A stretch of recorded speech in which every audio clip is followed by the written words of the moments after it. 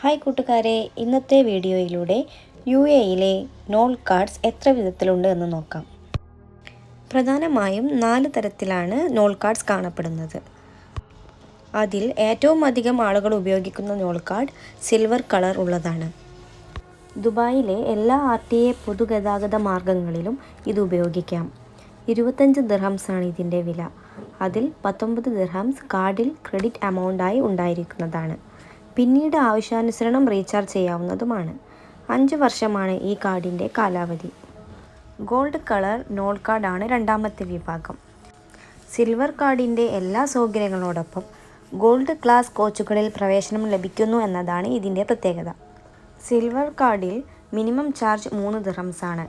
എന്നാൽ 6 ദിർഹംസാണ് ഗോൾഡ് കാർഡിൻ്റെ minimum charge. അടുത്ത വിഭാഗമാണ് ബ്ലൂ കാർഡ്. പേഴ്സണൽ കാർഡ് എന്നും ഇത് അറിയപ്പെടുന്നു. ഇതിന് സിൽവർ ഗോൾഡ് കാർഡുകളേക്കാൾ കൂടുതൽ ഇളവുകൾ ഉണ്ട്. എമിറേറ്റ്സ് ഐഡിയുമായി ബന്ധിപ്പിച്ചാൽ മാത്രമേ ഇത് ലഭിക്കുകയുള്ളൂ. കാർഡ് നഷ്ടപ്പെടുകയോ മോഷ്ടിക്കുകയോ ചെയ്താൽ അതിലെ ബാലൻസ് റിക്കവർ ചെയ്യാൻ സാധിക്കും. മറ്റു കാർഡുകളിൽ ഇല്ലാത്തൊരു പ്രത്യേകതയാണിത്. വിദ്യാർത്ഥികൾ, മുതിർന്ന പൗരന്മാർ, പീപ്പിൾ ഓഫ് ഡിറ്റർമിനേഷൻ എന്നീ കാറ്റഗറിയിൽപ്പെട്ടവർക്ക് ഗണ്യമായ ഇളവുകൾ ഈ കാർഡിൽ ലഭിക്കുന്നു.